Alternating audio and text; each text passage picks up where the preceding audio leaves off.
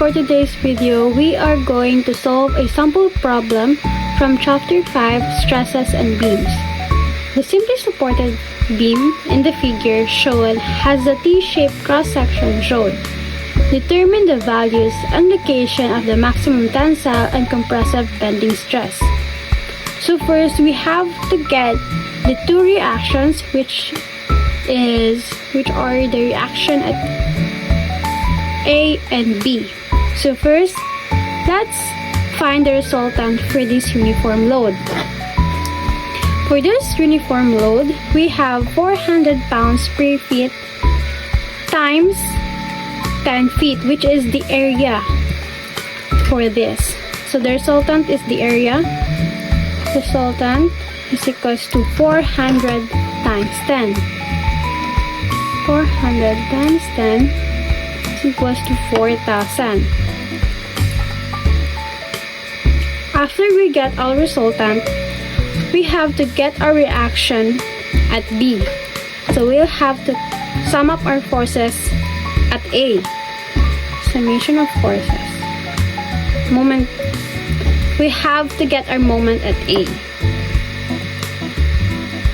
We have negative 4,000 divided by this distance, which is 5. 4,000 times 5 plus reaction at B times the distance.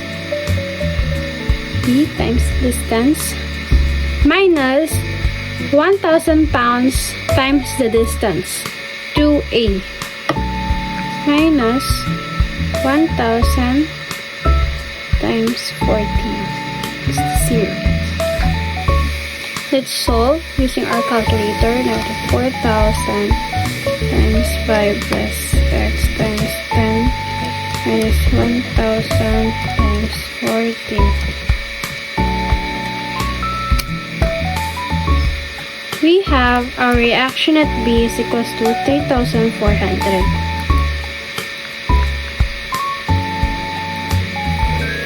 After that, we already have our reaction at B.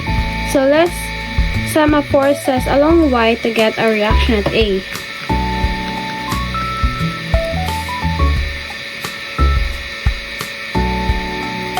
RA plus 3,400 minus 4,000 minus 1,000, reaction at A is equals to x 1,000 minus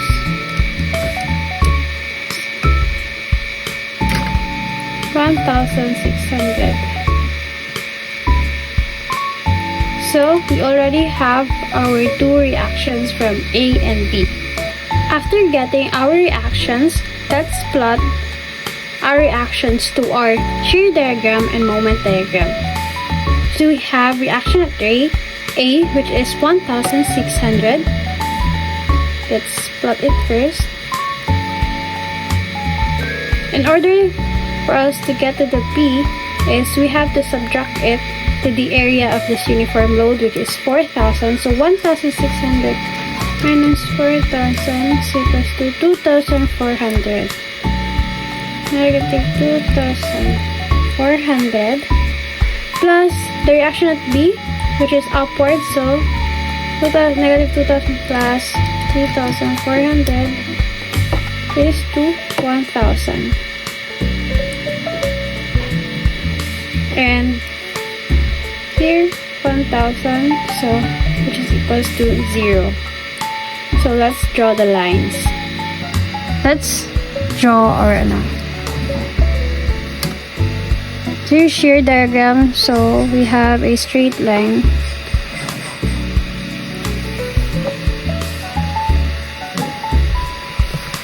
No loads. No load means horizontal and then downward 1,000, which means 0. Second, we have to get our moment diagram. So in order for us to draw our moment diagram, we have to get the area of these three. This is our area 1, area 2, and then area 3. In order for us to get our areas for these two, we have to solve for the ratio and proportion. Is equals to 1,600 over x. X plus, this is 10 minus x. Is equals to 2,400 over 10 minus x. Our x is equals to, let's use our calculator. So 1,600 over x equals to 2,400 over 10 minus.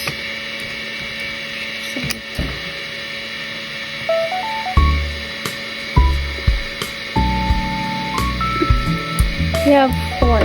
So our x equals to 4. So we already got our, so for the area for this one is 1/2 times 1,600 times 4. So it will be equals to 3,200. For the area of this, it's equals to 6. That is 2,400 equals to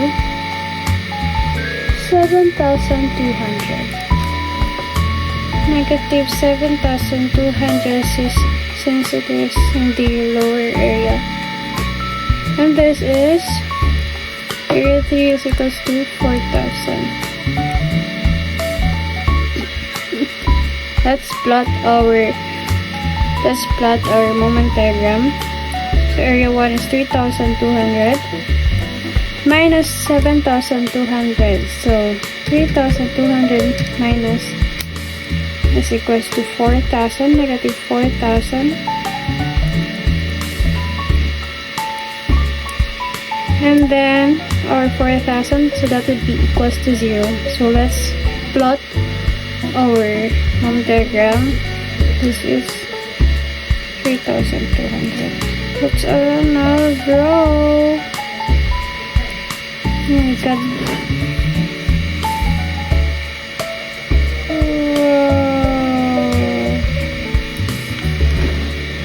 Let's just connect the dots.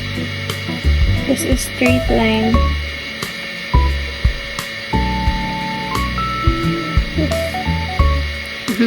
That is our 0. So we already have our maximum bending stress. Maximum is equals to 3,200, and for the negative one, our maximum is equals to negative 4,000. So after this, we'll have to solve for the area for this T and the moment of inertia. First, let's get the area. This is area 1 and area 2. So area 1 is equals to 6 times 0.8. 6 times 0.8, that would be equals to 4.8. Area 2 is equals to 0.8 times 8, that is equals to 6.4. And the area total is equals to plus 6.4, 11.2.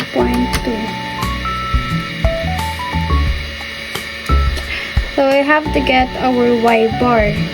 So our y bar is, after the area total is, we have to get our y bar, which is from the neutral axis down to the reference point. This is our y bar. So in order for us to get that, we have this formula. Area total times y bar is equals to area 1 times y1 plus area 2 times y2. So area total of 11.2 times y bar is equals to area 1, which is 4.8, And then y2, we have our y2 of area 1, so we have to get the half of 0.8. So 0.8 plus 8, 0.4 plus 8 is equals to 8.4 plus area 2, which is 6.4, times the half of this, which is 4.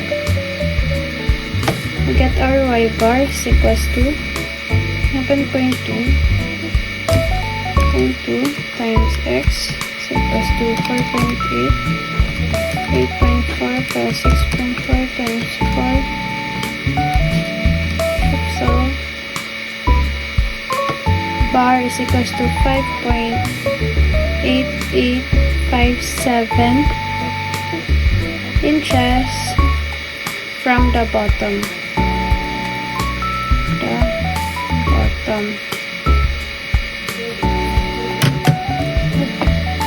5.8857. We already now have our y bar. So now let's move on to our moment of inertia. Moment of inertia. So let us first get the distance, which is the d1 and the d2. So the d1 is equals to, which is this y1 minus y bar 8.4 minus y bar, which is 5.8857, and then our d2 is equals to 5 from here 5.8857 minus 4. 5.8857 minus 4 is equals to d1 is equals to 2.5143 and let's check. 8.4 minus answer 2.5143 tapos 5.8857 minus 4, that would be equals to 1.8557. 1.8857. We need our d to get our moment of inertia. The moment of inertia is equals to I meter axis equals to dimension of I plus AD squared is equals to, first the moment of inertia for this, and then after is this one. So we have a moment of inertia that is 1/12. Let's just copy this one. Times 6 times 0.8 cube plus 4.8 times d, which is 2.5143 squared plus 1/12 0.8 times 8 cube plus 6.4 times d, just 1.8857 squared. Moment of inertia, s is equals to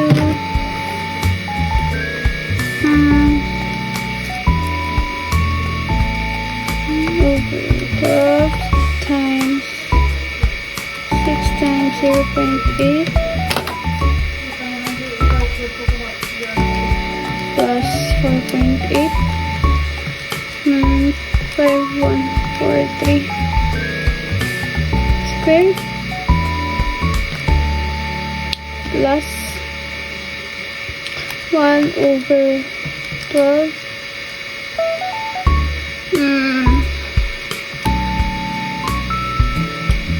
times 0.8 times 8 cube plus 6.4 times 1.57 squared equals to 87.49. 87.49 inches. We already have our I and A.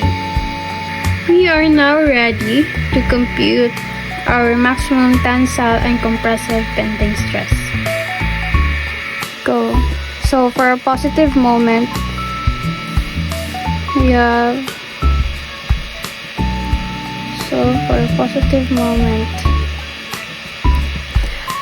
ang forma sa atong positive moment kay ingani positive moment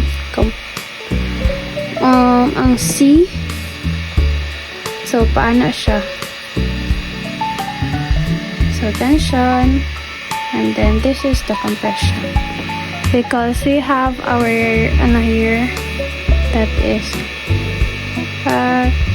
and then that gets me. So for tension, so for this, our C is from the bottom, which is the Y bar, 5.8857. So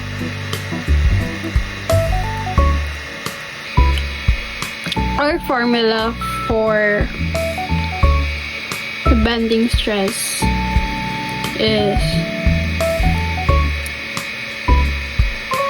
M times center over I.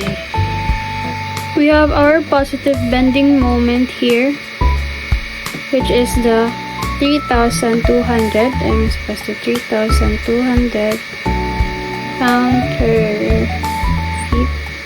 So bending moment, or M is equal to 3,200 times 12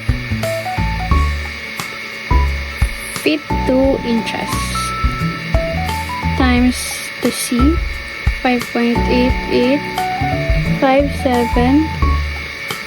over I, which is 87.49.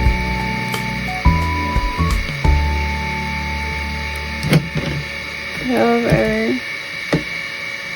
equals to 3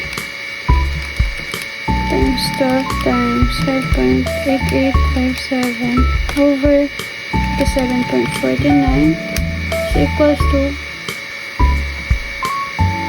2583.276 pound per square inches. And for the compressive force, we have a compressive moment.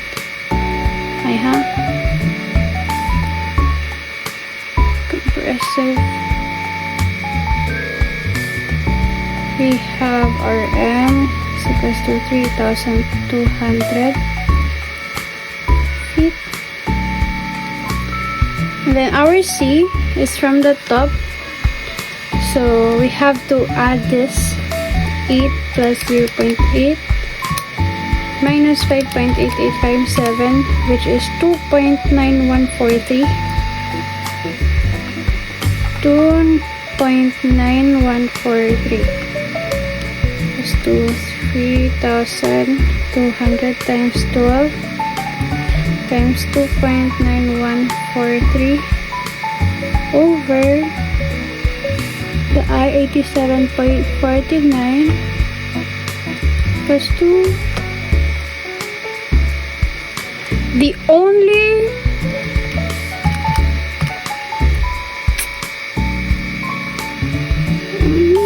2.9143. Yung nakaiba lang yan dito is yung C, since of the bending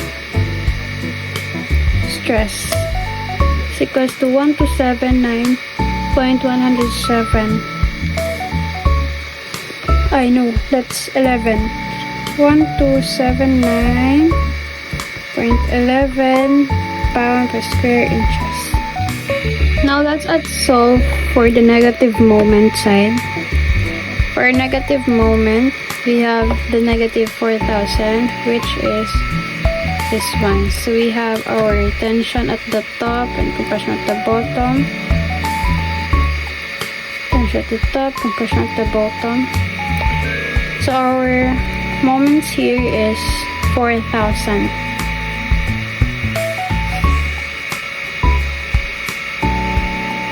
Our C is just baliktad siya. Okay, nabaliktad naman siya. So our C here is from C here, so 2.9143. And then our C is equals to 5.8857. 857. So let's plot 4,000 times 12 times C, 2.9143 over I, which is 87.49. So 2.